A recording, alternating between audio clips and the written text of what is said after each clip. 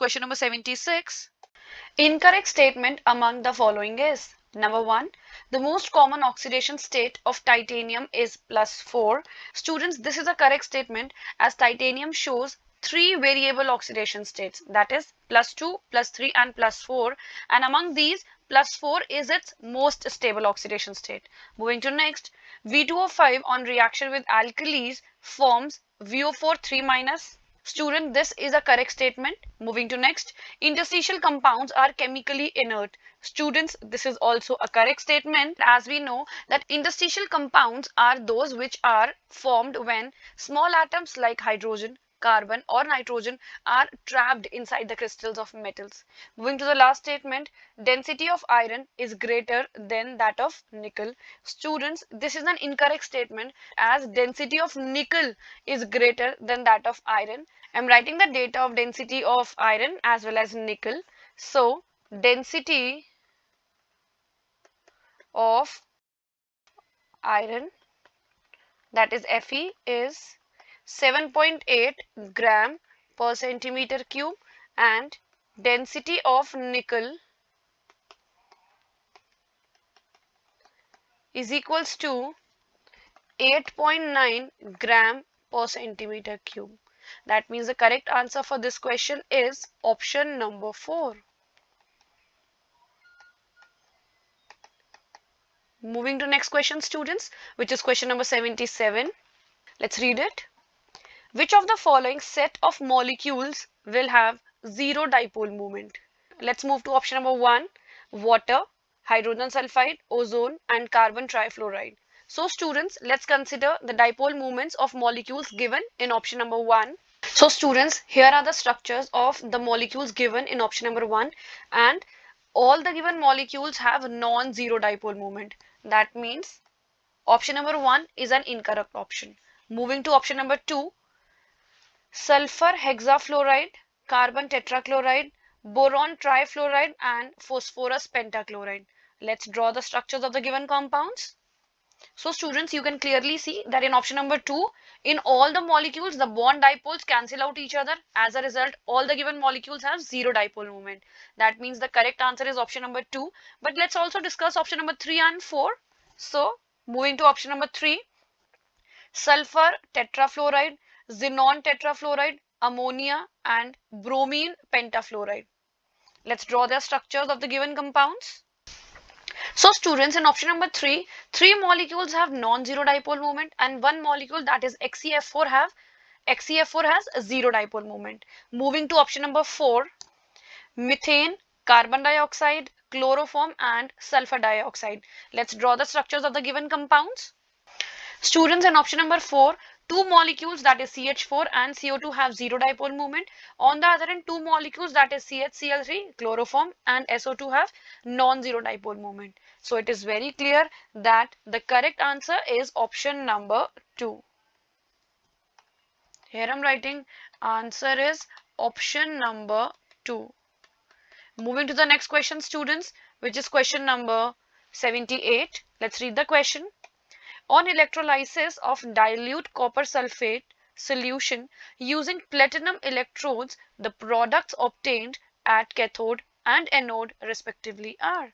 Students, since we know that the reduction potential of Cu2 positive is higher than that of H positive, as a result, Cu2 positive is reduced at cathode in preference with H plus. So, the reaction that occurs at cathode is Cu2 positive aqueous plus 2 electron give Cu solid, and reaction at anode H2O liquid gives O2 gas plus 4H plus aqueous plus 4 electron. That means copper solid is deposited at cathode and O2 gas is liberated at anode. So the correct option for this question is option number 2. Here I'm writing answer is option number 2. Moving to the next question, which is question number 79. Let's read it. benzyl phenyl ether, that is PH CH2OPH, on cleavage with HI gives. Students, I'm writing the reaction. So here it is the structure. CH2O benzene. This when reacts with H plus, the lone pair of oxygen attacks on H plus and protonation takes place.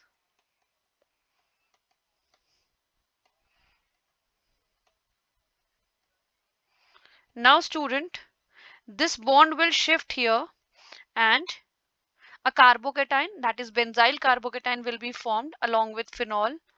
So we have phenol and benzyl carbocation.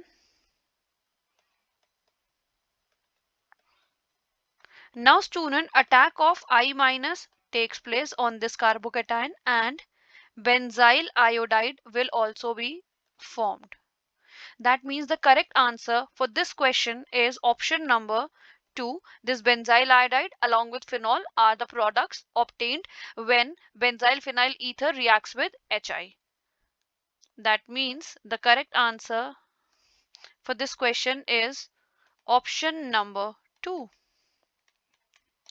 Moving to next question, students, which is question number 80. Let's read the question. The number of electrons, protons and neutrons in Tm with mass number 169 and atomic number 69 respectively are. So student, first of all we have to calculate number of electrons. We know that atomic number is equals to 69, it's given, and mass number is equals to 169, which is also given.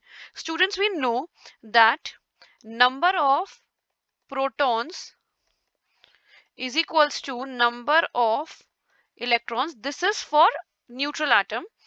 Electrons, which is equals to atomic number, but which is 69 in this case.